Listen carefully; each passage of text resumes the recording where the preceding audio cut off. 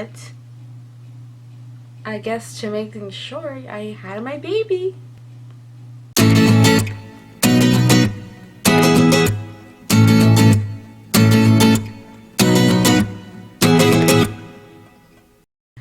Hey guys, so I know it's been quite a while since I posted a video, and as you guys know already, if you guys don't follow me on my Instagram or my Facebook, I did have my baby. So I have been pretty occupied with just cuddling with my baby and caring for him and really getting to know him. So it's been a lot of fun and very sleepless nights, but it's all worth it, and I'm just so excited and I'm so happy that he's here.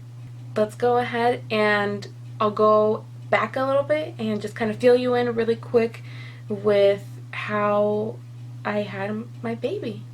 So I'm going to go ahead and start at week 34 and a half, where I went in for a regular OB appointment and my blood pressure came back a little bit high. They did go ahead and schedule me for a non-stress test the next morning, which I went the following day and everything was perfectly fine.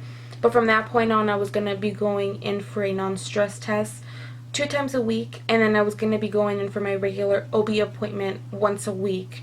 So I had 3 appointments to go to every single week until the baby was born. A regular NST appointment on Thursday, September 8th, and when they hooked me up to the monitors, they noticed that I was having contractions every 1 to 2 minutes apart.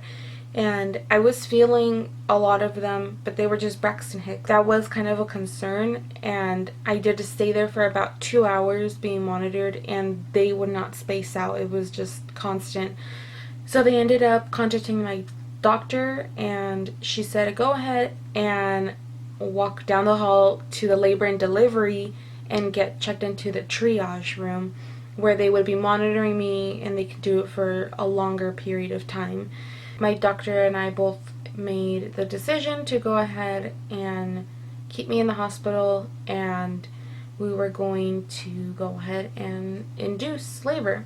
So we did monitor the baby. Everything was going perfectly fine with him, and I wanted to wait until the next day to start any sort of medication. But it wasn't until the morning of the 9th, which is the following morning, that I went ahead and started on a low dose of Pitocin. So by 10:30, 11 a.m.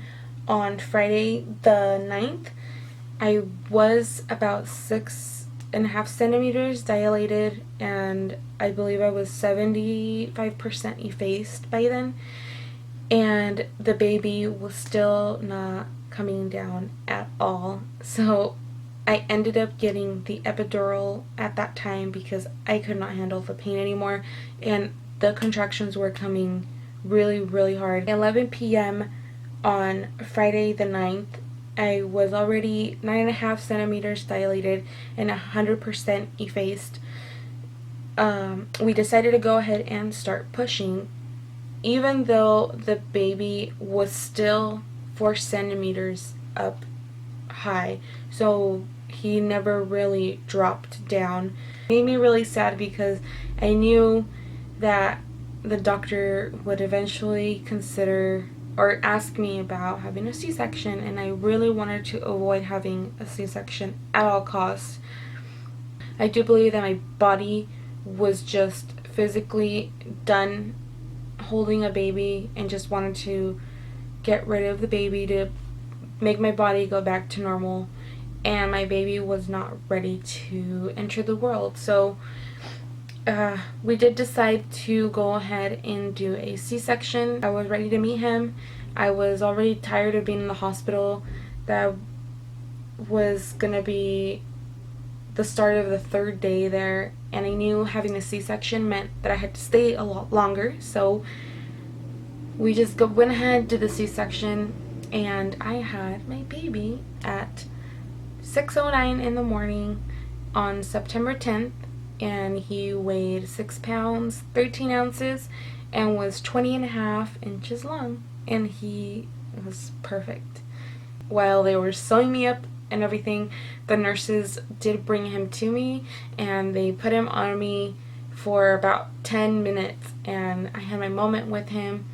And my sister went with the baby while they did all the checkups on him, and then they brought him to me while I was in a little holding room right after the surgery, and then they moved us into the recovery room where I was at for the next 3 days.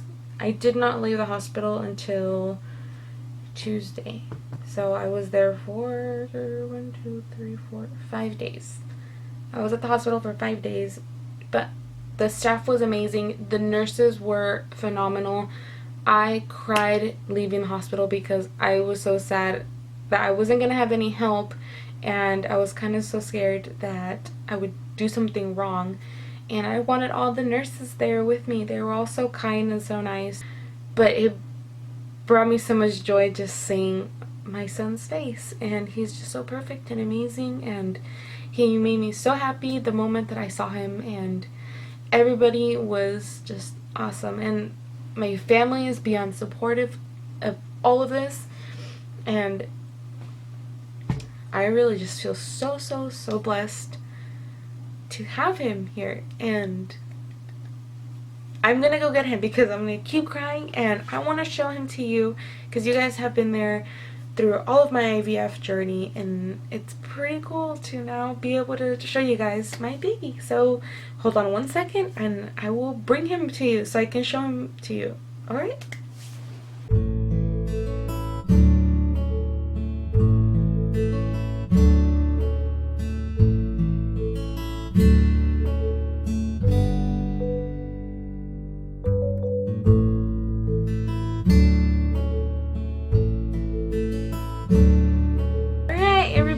So he's a little cranky because he's about to eat right now.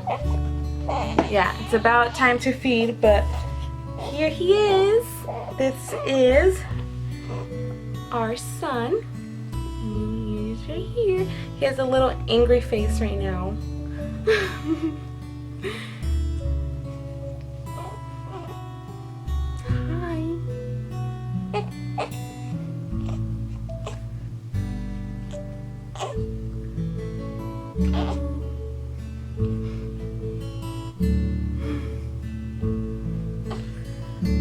This is him. His name is Alan Hendricks, and he weighed 6 pounds, 13 ounces at birth. Right now, he is 16 days old, so he's a little bit over 2 weeks old, and at our appointment earlier this week, he was weighing at 6 pounds 10 ounces, so he's almost back up to birth weight. He did lose quite a little bit of his birth weight. Alright, so I just finished feeding, and I thought I'd show you a little calmer version of Mr. Hendricks. He's still awake, but it's just a little thing.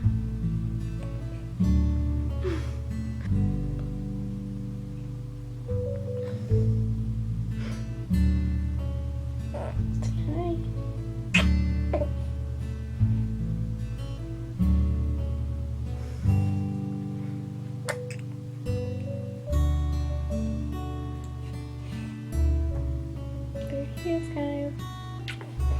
My little IVF miracle. It makes me very happy every single day that I see him. Every time I wake up in the middle of the night, it makes me really happy.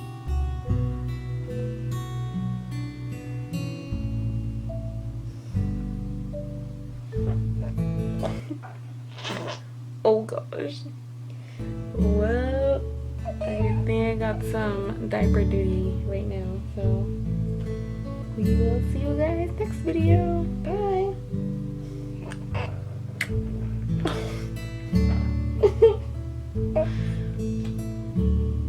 Thank you. Thank you very much.